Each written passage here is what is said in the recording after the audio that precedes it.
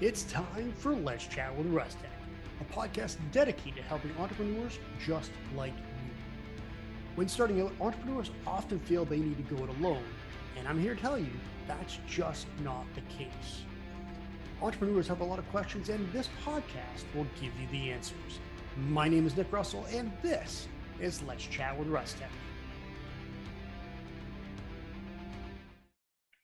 Hey, everybody, and welcome back to another episode of Let's Chat with Russtek. My name is Nick Russell, and today I want to continue the conversation about content and content creation, and I want to dive a little deeper into the 3 E's of creating content. Now, like I said before in last week's podcast, when I was talking about my early days on social media and how I kind of started to use social media more as a tool than as for pleasure and for personal reasons. This was long before TikTok, but long before Instagram as well. And it was kind of just after the days of LiveJournal. Facebook and Twitter were the two major platforms. And I chose Twitter to be my main platform to use to promote the bottle drive events. Now, back when I was with the beer store and organizing all the events for the Returns for Leukemia bottle drive, we initially started out, like I'd said, as just a bottle drive. But as we started to grow and as I partnered with another manager, we kind of combined our efforts and we started to work on different events. Now, one of the ideas that I had come up with was I wanted to use a local company's idea, model it, but get their help with that as well. So if you're familiar with the company here in Windsor, Ontario, by the name of Windsor Eats, you kind of see where I'm going with this. So Windsor Eats is a tourism company here in Windsor, Ontario, and they do so many great tours and events and classes and all those kinds of things. One of the things that they had, one of their big major events was called the Wine Trail Rides. So what that is you would drive out to a local winery and they would have a tour set up. So everybody brought their bikes with them. You started at whatever winery it was. You kind of did a tasting there with a food pairing. And then safely, they would guide you on bike to the next winery. Now, in Essex County, there's tons of different wineries, and they're all relatively close, but it's still a good bike ride. So you're not only getting your exercise by biking from winery to winery, but you're getting a different food pairing with a couple different wines that brewery or that winery did. Well, I really like that idea, but I wanted to do that with beer. And I also wanted to do that locally here in the city instead of out in the county. So I approached the Windsor Eats and we started to have some conversations on what that would look like. Unfortunately, at that time, the first year we did it, there were no local breweries. The second year, the Walkerville Brewery was just starting out. They were just kind of rebranding from the old brewery that had been shut down for a couple of years, new owners, and they were making it into what it is today. But the second year, that wasn't even open yet. But the first year, there was nothing. So they took care of the restaurant and food side of things. I took care of the beer side of things. And I went with as many small Ontario breweries as I could, craft breweries instead of the major brands. So I think the first year we had Steam Whistle, we had Muskoka, we had Wellington, and there was another brewery. But what we did was we started at local restaurants. We did a food pairing and tasted some beer, went on to the next restaurant, did the same thing. And we kind of made a loop around the city, getting back to one of the main beer stores in the city where you were able to buy these products. So if you like Steam Whistle and Muskoka, they had that product there. And you could take that away in your car with your bike.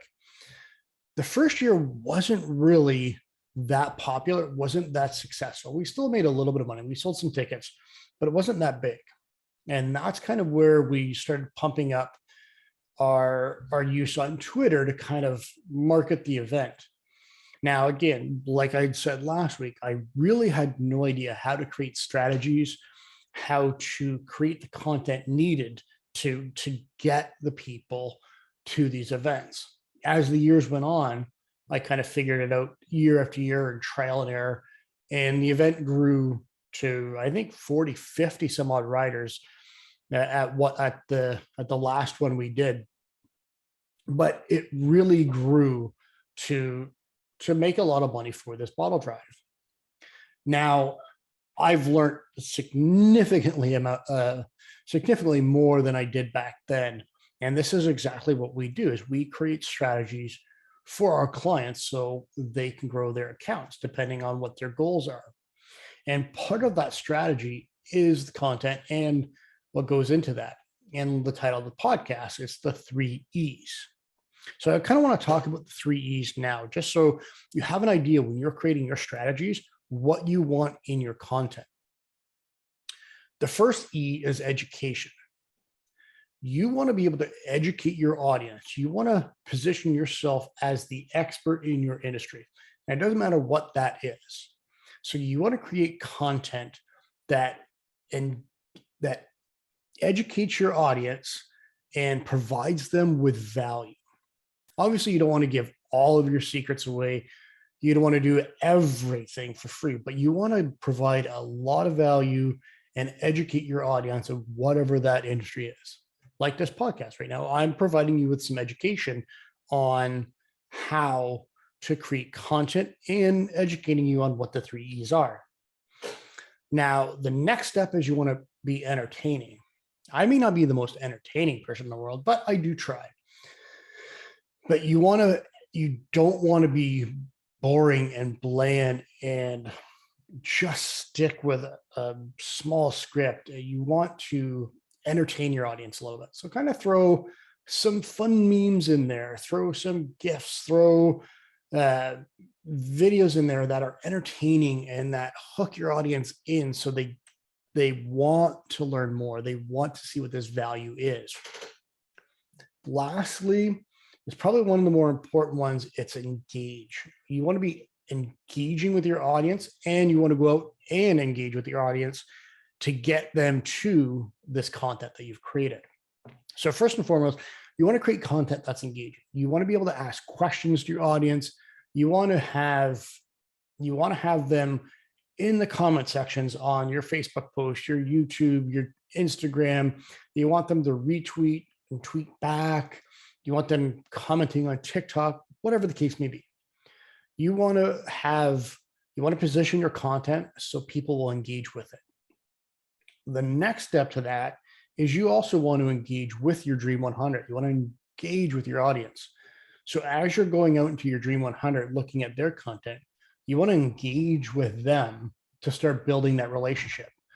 Going out engaging on their content will in turn help get them to your content and engage with that content as well. So that's the 3 E's. Educate your audience. You want to entertain your audience, and you want to engage with your audience.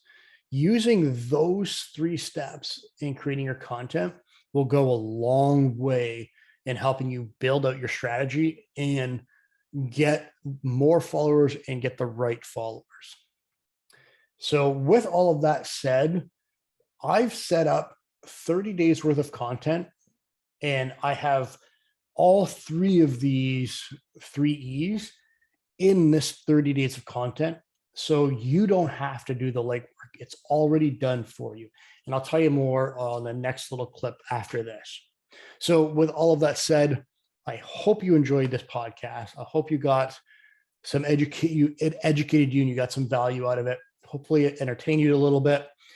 And I can't wait to chat with you again next week. Hold up one quick second. I have something for you that's absolutely free, and it's going to change your life.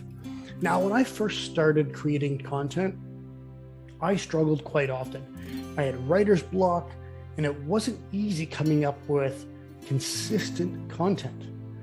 Now, that's something I don't want you to have to go through. I've already been there, done that, learned from my mistakes, and everything that I've learned, I want to hand off to you. So what I'm going to do is I'm going to give you one of the resources I created that has 30 days worth of content absolutely free. All you have to do is take that, tweak it to your own branding, and start creating that content in no time at all. All you have to do is head to info.rustekmedia.com/social media bundle, and it's all yours. 30 days of content absolutely free. Again, head to info.rustekmedia.com/social media bundle, and 30 days of content is all yours.